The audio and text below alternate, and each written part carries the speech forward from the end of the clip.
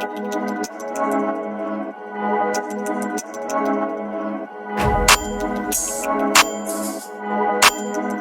back to another exciting episode of What Had Happened Was. And I'm calling you from a new location. We're getting ready for Christmas, so I had to remove my computer from the lovely dining room table that overlooked the muggings and murders and small children going to school on the street. So now I'm just calling you in our little room of requirement. It has evolved so many times. It was initially a bedroom for a roommate. Then that got changed to, me moving in with a bunch of crap. And then I whittled away all my crap.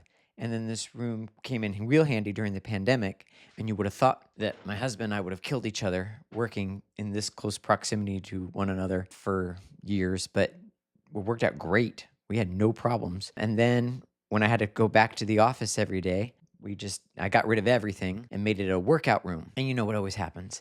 So all the best intentions. We have like a cute little rowing machine, and we have a workbench, and we have cute little dumbbells, and we are just going to be like on it. We're going to watch all those little TikToks, and we are going to be like fitness gurus. You know, that's really what this channel is going to evolve into. And then actually the equipment turned into more like a clothes dryer, really. You know, just you kind of lay the things on there and then they just sort of air dry. And that's sort of what that evolved into. And now I'm having to cover all the civilian employees. So at my job, everybody in my team is civilian. So, and the nature of my business is where everyone needs us during a crisis or a moment like this where there's a furlough.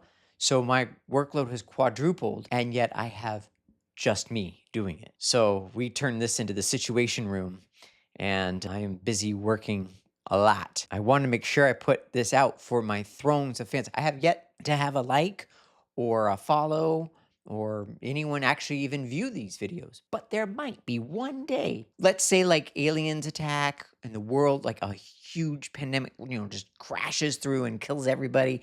And like, this is it. This is the archives. This is the only thing to survive.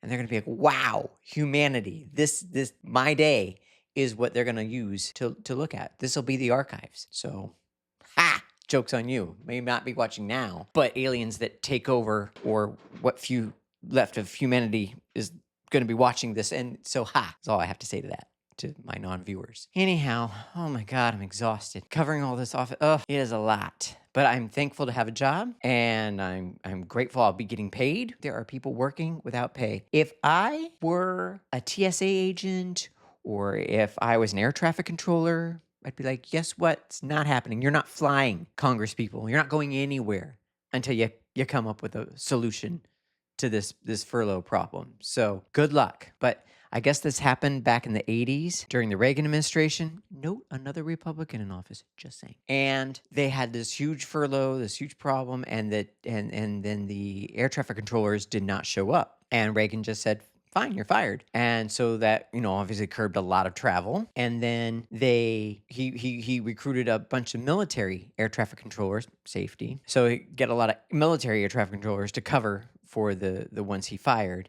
And they had the gall to name a freaking airport after him. The what we call the DC airport, or the Washington airport, we do not refer to it as its proper title is the Reagan International Airport. I cannot believe after he pulled that they would have the audacity to name an airport after him. It makes no sense, but I digress. There's also a clip, I'll see if I can find it, I'll put it on here, where it tells you a lot about Reagan, where the Merrill Lynch, the CEO of Merrill Lynch, leans over and tells the President of the United States, as he's giving a speech to the public, go ahead and wrap it up. That tells you who runs this country, right? Capitalism. Well, anyhow, who am I to complain? I got a job. I'm happy. Little Phyllis, you can't see her, but I'll show you a video. But she's super, super, super happy. She's so cute and cuddly, and she's back to her normal self. That makes us elated. We're very happy about that. Oh my gosh, it was really touch and go there for a while. But after her surgery and she's on her meds, she has done a complete 180. She is so much better. We're so, so happy. Spent an obscene amount of money to get her to this point. She is the child we never had. And my God, what an expense. But worth every penny. Yes, you are, dear. What's going on? What's happening? What are we doing? Oh, I got over the stomach flu. That was another reason why I'm like so late to this video. Oh God, it was awful. Slimming, but I couldn't stop working, because I'm the only person working in the office.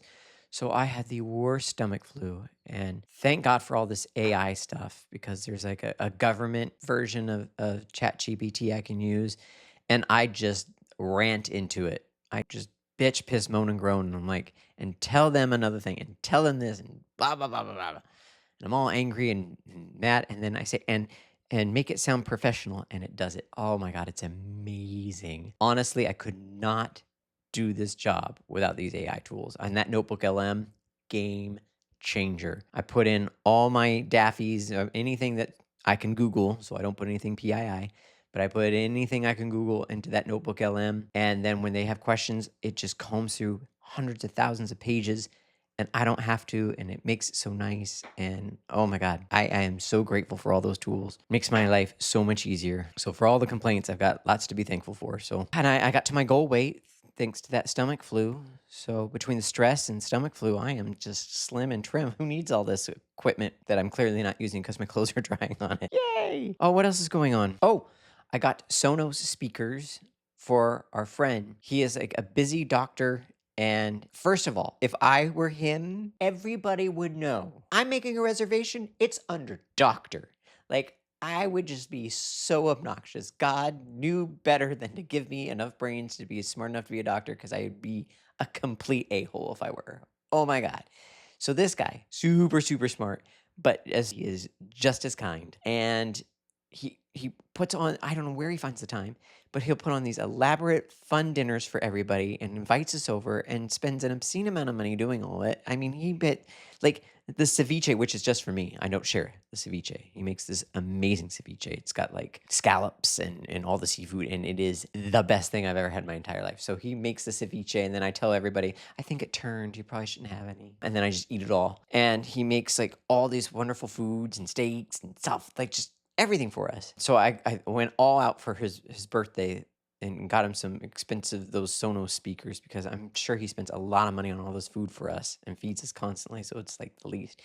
And he always listens to these songs through those like little Amazon plug-in Alexas, like the tinny little box that you plug into the wall. So I'm like, no, no, no. He has to have some better speakers when he's busy making me my delicious ceviche. So I got him that. So I'm excited. I'm going to set that up for him tomorrow. So during the pandemic, the first year was the year of light. And I would go and I got Philips Hues for everything. And, because it's during the pandemic, I had plenty of time and figure all of how it works and get the little, because if you get the lights, you can't just get the lights. Now you have to get a bridge, evidently, so that all the lights talk to this bridge and it does one thing. So anyhow, that was the year of the light. And then following right after that was the year of the sound. So I just, oh God, take my credit card away. I bought all these Sonos speakers and we only have like 900 square feet, but I filled every corner of it with a speaker. There's one in the bathroom, of course, but that's the move one, so I can bring it into the shower with me because, the majestic vocal stylings of Britney have to be appreciated in the shower. I can't just listen to it from far in a distance. And then I had speakers just about every corner of this 900 square feet. It was hysterical. But it sounds really good, and it actually worked out. So as much as I make fun of myself for it people really enjoy it. It's got a great sound and it's been working out for us. So I thought, oh, while he's busy making I can give him some nice speakers to listen to because he had those really cheap, tinny sounding speakers. So I'm very excited about that. I'm hoping it works out. I hope it's a big success. I'll let you know next week. I know you're waiting with bated breath, whoever you are out there. Oh, I'm watching a new show, Kim's Convenience. Super cute. I went through and asked ChatGPT, I'm like, I have exhausted just about every show you can imagine. Love me some Schitt's Creek and Superstore and The Office. And oh my gosh, the list just went on and on. So the only thing left that I hadn't watched yet was this Convenience. It's on Netflix. Highly recommend it. Super, super cute. So if you haven't seen that yet, gotta watch it. If you like those types of shows, that is definitely one for you to watch. Oh, it's got Ken, the Asian Ken from Barbie movie. You know how there was all those Kens, but this was the hot Asian guy. Hi, Ken. Let's see what else. Oh, I got the pantry all organized. Oh, it is so cathartic. Oh my God, I love it. So my husband's a bit of a hoarder, but the good thing with hoarders is that they can't remember everything that's there. So he went on Saturday when I was like really at my worst with my stomach flu. He went to some wineries for a friend's birthday, and I took full advantage of him being gone and me being not well to just go through and clear out our little pantry area. It was so I could dig out the Christmas tree that we're going to put up soon. So I went through. Oh, that is so cathartic. I highly recommend it. Best thing. And then when you're sick and you could give two shits about anything, it's really easy to get rid of shit. Love it. It was awesome. I just cartons of we have this one shopping cart. Don't turn me in, but we have like one of these shopping carts that were left in the alley by a crackhead, and we took it in, and then I use that as my bag lady cart to take me to and from all my trash over to the garbage and get rid of crap. So I had like 3 of those shopping carts full of just expired stuff and trash, and oh, it was so nice. It looks so good in there. I just like to spend free time just sitting in the pantry going and admiring my work. It's lovely in there. Highly recommend you guys do that. I'll send a little picture because I know you're waiting because you're like, what is this pantry? So we have a space. We have neighbors above us, and with the neighbors below us, we share a stairway. And so we kind of split that stairway in half, and I use that stairway as a pantry. Joey put in a bunch of shelves inside there for us to put stuff. So, like a little mini Costco in there. It just looks so nice and organized. I'm like, oh, I just love it so much. Yeah, that was it. So mostly my week was just taken up with stomach flu, clearing out the pantry, getting ready for Christmas. Can't wait. So excited to decorate. We just miss it so much when it's gone because that tree adds just so much nice light in the living room and just makes it all cozy. And so when that light's gone, it's like womp womp. But I think this is going to be my new location is right here because I don't know why not. We got me all set up with this nice little desk, and I've got this light they say that you're supposed to have when you get over 40 so it hides all my life, my wrinkles. All right, well, that's it for this week. Tune in next week for yet another riveting episode of What Had Happened Was.